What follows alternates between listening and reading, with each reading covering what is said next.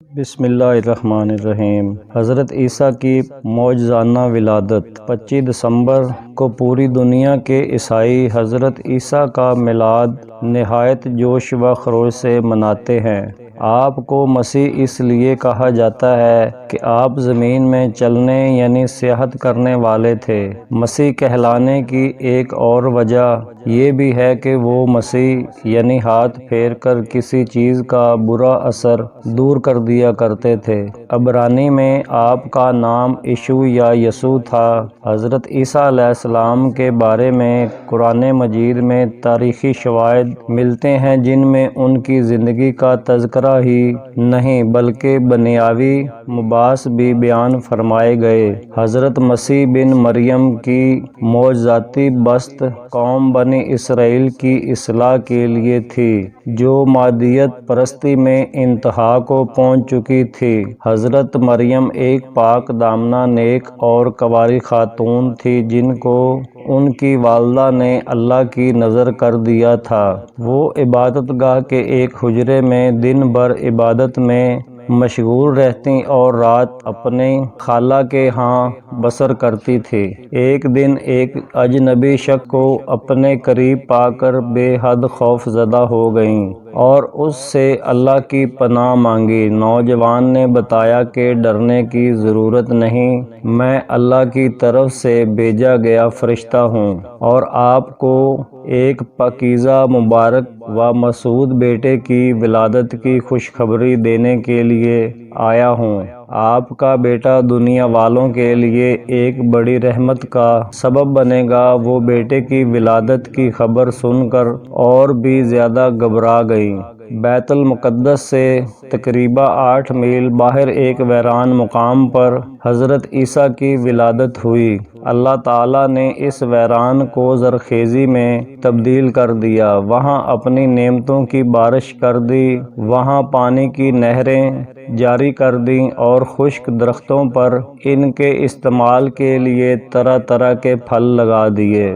Be be مریم یہ جاننے کے باوجود کہ بچہ کی پیدائش معجزہ ہے، بشری حیثیت سے سخت پریشان تھیں کہ لوگوں کے سامنے بچے کو لے کر کیسے جاؤں گی اور ان کے استفسار پر کیا جواب دے کر ان کو مطمئن کروں گی۔ فرشتہ نے ان کو سکھایا کہ آپ کلام نہ کریں، چپ کا روزہ رکھ لیں اور پوچھنے والوں کو اشارہ سے کہیں کہ نومولود سے پوچھ لو کہ تمہارا باپ کون ہے۔ ایسا کرنے پر لوگ اور بھی سیخ پا ہو گئے کہ بھلا نومولود گہوارہ سے کلام کیسے کر سکتا ہے۔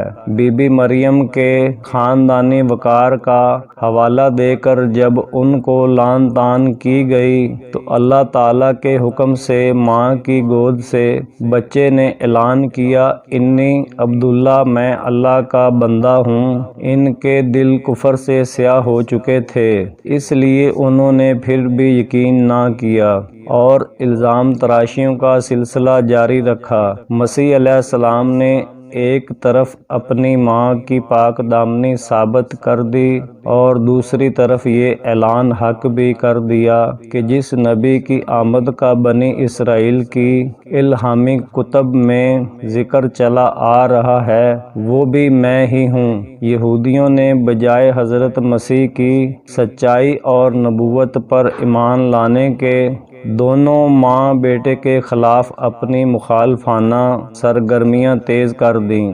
گو کہ گہوارہ میں ہی کلام کرنے کا معجزہ ظاہر کرتا ہے کہ ابتدا ہی میں وہ غیر معمولی حیثیت کے مالک تھے، اس لیے ان کے پیغام حق کو بلا چوں و چراں قبول کر لینا چاہیے تھا، مگر وہ نہ مانے اور انکار کیا۔ مسیح عقیدے کے مطابق اس وقت کے حکمران کو نجومیوں نے بتایا کہ ایک بچہ ایسا پیدا ہونے والا ہے جو تیری حکومت کے زوال کا سبب بنے گا۔ اس تشویش کے پیش نظر اس نے مردم شماری کا اعلان کر کے تمام لوگوں کو بیت المقدس آ کر اپنے نام رجسٹر کرانے کا حکم دیا۔ مریم بی بی اپنے منگیتر یوسف کے ساتھ نام لکھوانے کے لیے یروشلم روانہ ہوئیں۔ راستہ میں ایک ویران استبل میں حضرت مسیح کی ولادت ہوئی۔ بچے کا نام یسوع رکھا گیا۔ فارس سے آنے والے مجوسیوں نے ستارہ کا حساب لگا کر تصدیق کی کہ نومولود بچہ یہودیوں کا سردار بنے گا، اور ادھر جب بادشاہ کو اپنی دشمن کی ولادت کی خبر ملی تو قتل کرنے کا حکم صادر کیا۔ اس دوران حضرت مریم اپنے بچے کو لے کر یوسف کے ہمراہ مصر چلی گئیں۔ وہاں تقریباً 6 ماہ قیام کیا اور بادشاہ کی وفات کے بعد واپس آ کر ناصرہ میں سکونت پذیر ہوئیں۔ اس دور میں طبیبوں اور حکیموں نے اپنے فن کو کمال پر پہنچا رکھا تھا۔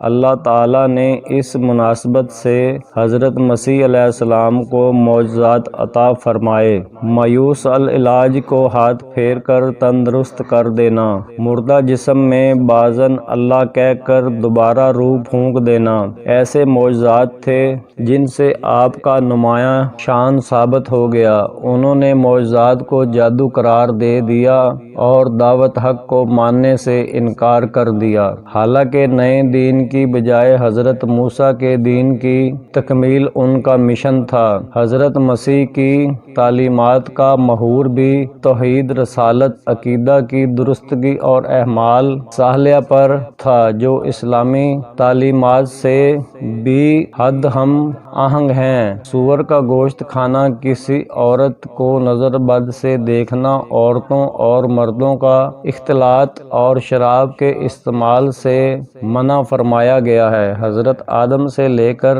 نبی پاک صلی اللہ علیہ وآلہ وسلم تک تمام انبیاء و رسل کی تعلیمات میں یکسانیت پائی جاتی ہے، جن میں حضرت مسیح کی تعلیمات بھی شامل ہیں، لیکن بعد کے ادوار میں ان کی اصل تعلیمات کو پس پشت ڈال کر اپنی پسند کی بہت سی تعلیمات کو شامل کر لیا گیا ہے۔ تاریخ گواہ ہے کہ ناموس رسالت پر کئی مسلمانوں نے جانیں نچھاور کر دیں، جن میں غازی علم دین شہید قابل ذکر ہیں۔ ضرورت اس امر کی ہے کہ یہی نظریہ آج کے مسیحیوں کا یہودیوں کے بارے میں بھی ہونا چاہیے، لیکن باوجود ان تمام گستاخیوں اور زیادتیوں کے جو انہوں نے حضرت مریم اور ان کے فرزند حضرت مسیح پر رواں رکھیں، ان کے پیروکاروں نے ان تمام کو پس پشت ڈال کر اپنی تمام تر ہمدردیاں مٹی بھر